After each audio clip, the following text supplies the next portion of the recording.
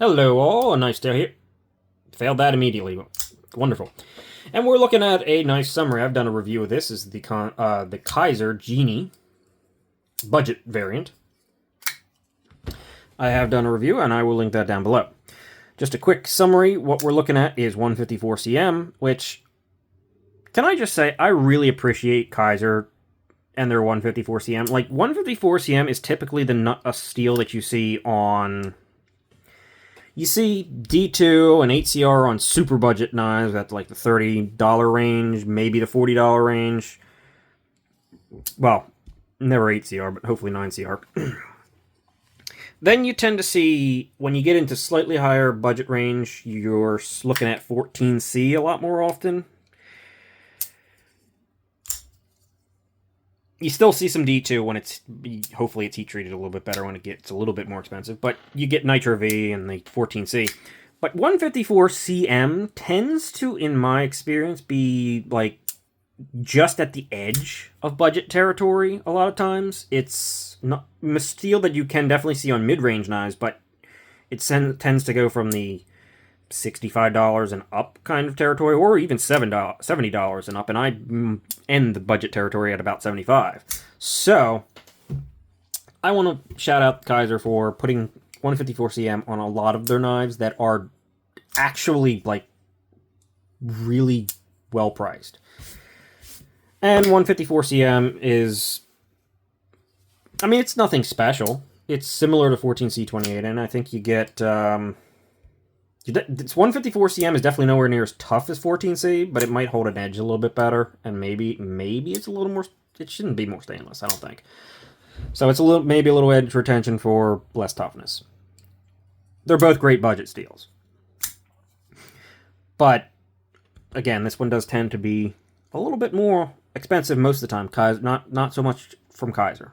I've gotten. I mean, you can get drop bears with it. I just got I did an unboxing recently of the T1, which is an older model, but, I mean, the budget version has 14C28N on it, and I got that knife for $40. Yes! Win all day. This knife, too. I mean, I got it on sale because this has been discontinued, so I can't link it, but I'm not sure, honestly, if I would link it anyway. It's this, and even the premium version of this knife.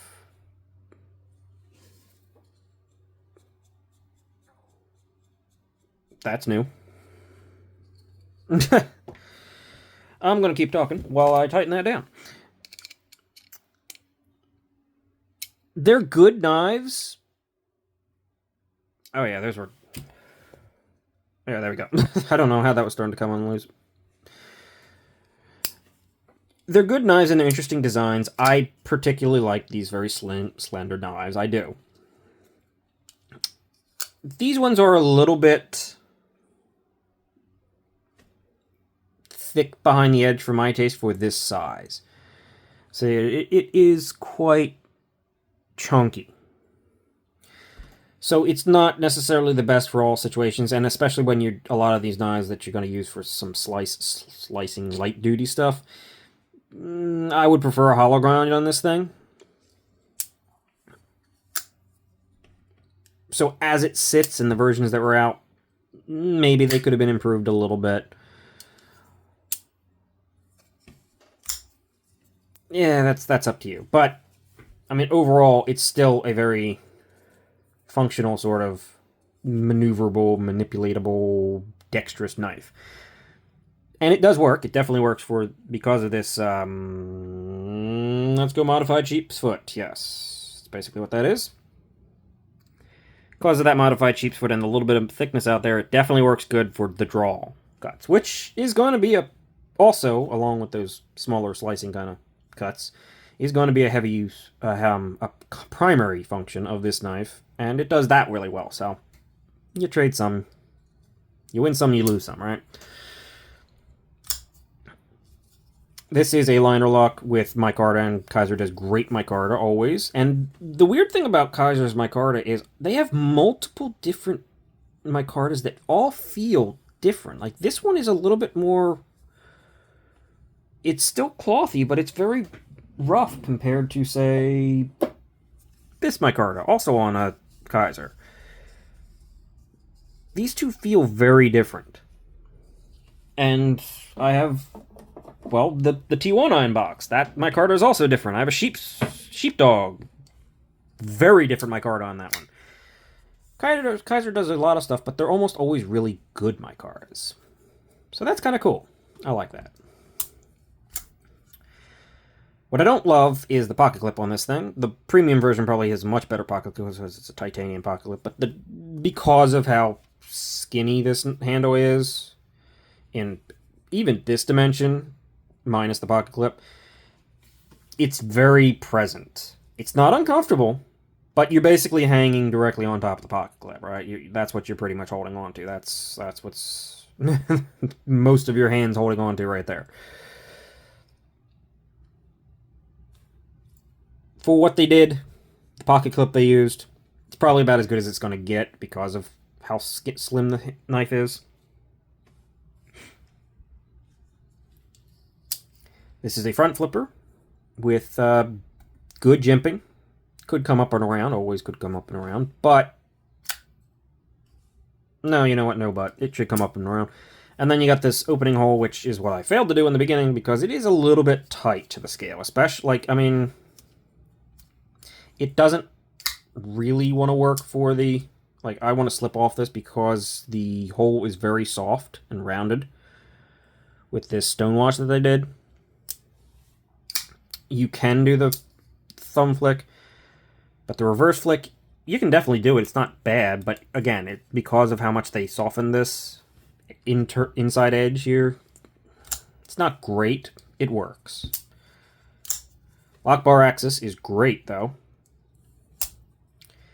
And overall, it's a fine budget knife, but not one that I'm super sad to see go. Like, if they were to discontinue something like the Drop Bear, that would be crazy. This you can kind of understand. It's been out, it's done its thing. Time to move on. I do appreciate that there's not like a bunch of codes and stuff on this knife. Kizer likes doing a bunch of stuff on some of their knives. This one's just like, I think that's the GE, either for the Genie or the designer, 154cm. I do wish the Kizer didn't say Kizer underneath it, and the logo, I mean, I'm never a fan of them being on the grind instead of just the flat, but if you're going to do it, move it up and put it a little bit smaller right there. But overall, this is not too bad as far as billboarding goes.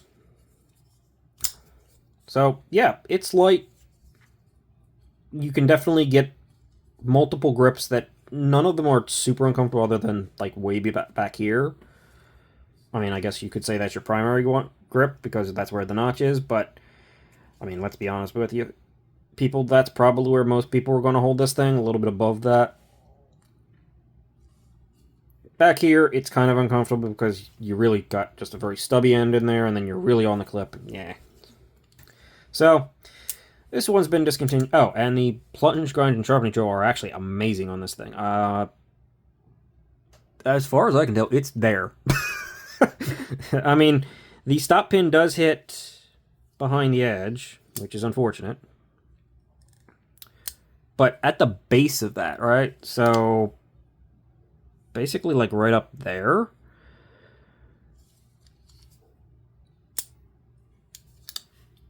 So you have a lot of life on this knife. I mean, well, it gets thick fast, so you don't have that much life on this knife, but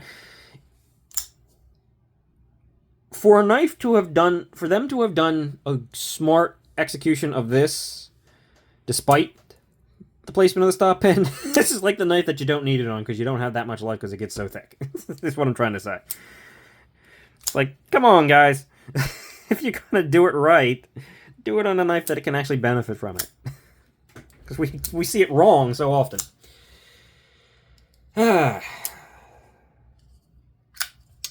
all, though. Just a quick little overview of this thing. Got some good, got some bad. But not terrible. But also discontinued, so it doesn't really matter anymore. Just, yeah. That'll cover everything I want to say for the summary. Thanks for watching, and I'll see you guys in the next one.